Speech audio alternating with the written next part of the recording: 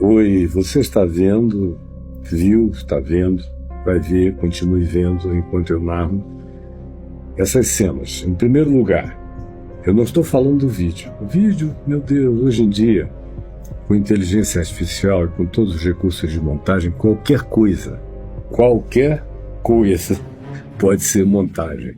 Então eu não me fio em vídeo para nada. Vídeo para mim, preste atenção, porque é cansativo ouvir os comentários de vocês depois, é muito cansativo. Vídeo para mim é só ilustração ou metáfora. Nesse caso é uma ilustração que para mim tanto faz. Se foi factual, se foi montagem, se tenha sido lá o que seja, é uma ilustração. De uma coisa que eu quero dizer: o mundo espiritual existe. E eu não falo de teoria.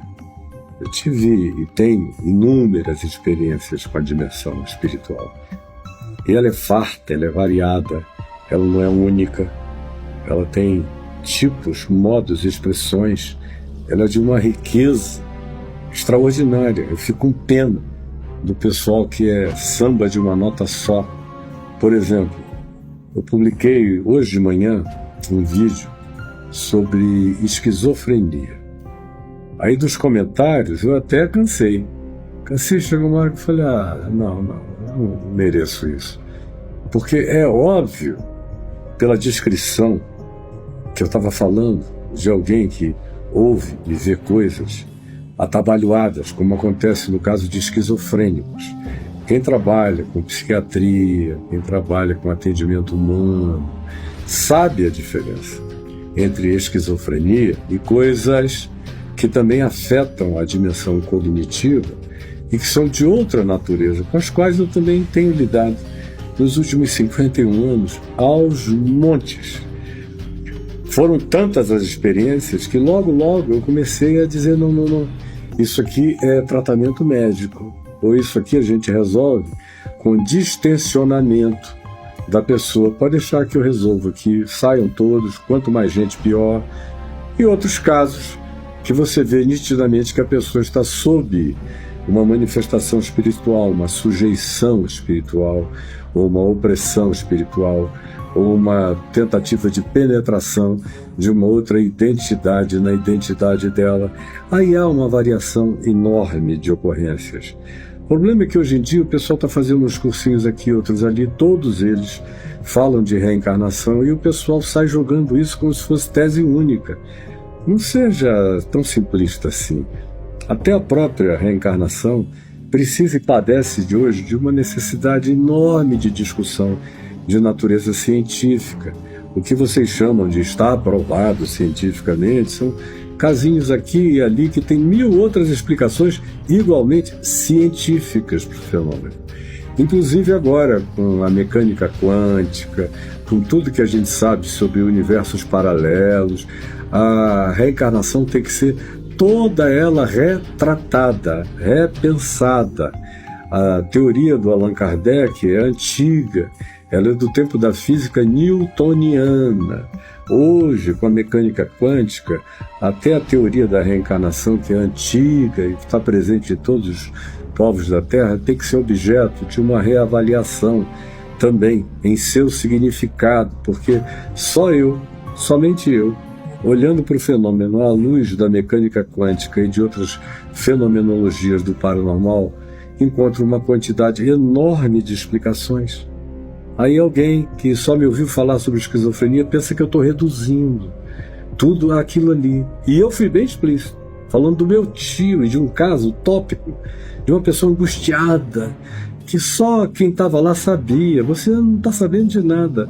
Assim como eu não meto a minha opinião em situação nenhuma se eu não vir, se eu não sentir, se eu não passar um tempo quieto, vendo o drama da pessoa, eu não saio opinando. Então, não sejam precipitados. Mas o que eu quero falar hoje aí, usando como ilustração apenas esse vídeo, é que existe essa dimensão do socorro espiritual real. Existe. A gente não pode determinar quando vai acontecer, com quem vai acontecer, se vai acontecer, mas que acontece, eu não tenho a menor dúvida que acontece, porque já aconteceu comigo, já aconteceu com filhos meus, já aconteceu com os meus pais em grande quantidade de vezes. Comigo aconteceu de maneira assombrosa, mais de uma vez. Numa delas, chocantemente assombrosa, que eu vinha num carro, indo de casa para o trabalho, em Manaus, ao meu lado, e vinha sentado o Heraldo Rocha, que trabalhava comigo, quando um jipe saiu da mão dele, veio correndo e deu de frente no nosso carro, que era, se não me engano, uma variante vermelha. E ele veio, era por volta das 2 da tarde, e pá! Quando eu vi aquele jipe crescendo na minha frente, eu não tive outra reação. Eu já tive situações como essas, muito parecidas, várias vezes, mas naquele dia não dava nem para ter outra reação. Já estava lá. Eu só dei um grito. Eu falei, Jesus! Mas eu falei com tanta força e veemência, e saiu do fundo do meu ser, que até eu senti que tinha saído algo de mim, que parecia um campo de força violento e poderoso. Nós dois, eu e o Heraldo, ouvimos o baque do carro batendo em alguma coisa. Bah! O jipe. Quando vimos, nosso carro tinha ficado em cima da calçada de cá e o jipe jogado em cima da calçada de lá, numa rua larga, que devia ter uns 8, 9 ou 10 metros de largura, lá do lado.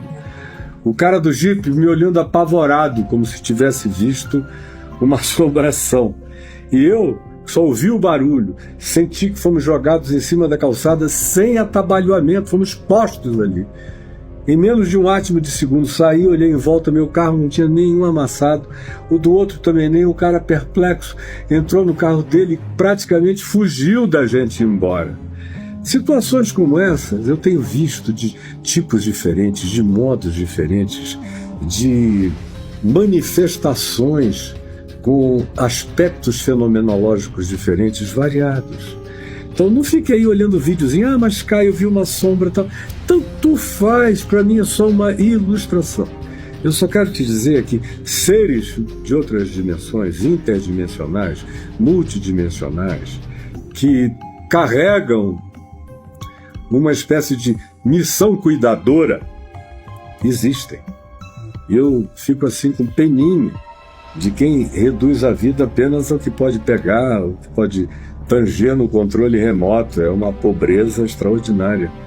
Até do ponto de vista científico, quando você vai se aprofundando na mecânica quântica, você vai vendo os enlaces quânticos, a impermanência do que estando aqui pode aparecer sem viagem no espaço e no tempo, instantaneamente, simultaneamente, sem que haja nem termos para designar num outro lugar.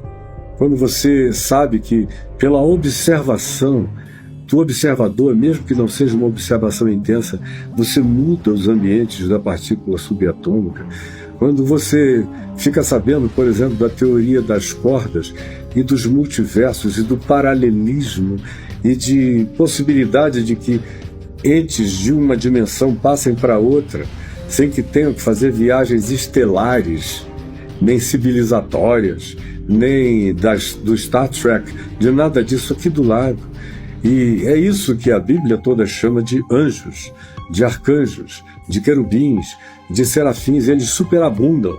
Praticamente não haveria narrativa bíblica com muita abundância de narrativas se não fosse a presença desses seres, dessas criaturas, dessas entidades espirituais de outra dimensão, que carregam esses apelidos nossos aqui, de anjo, arcanjo, querubim, serafim, seres viventes, rodas, poderes, enfim, tem uma quantidade enorme de nomenclaturas para designar seres de uma outra natureza.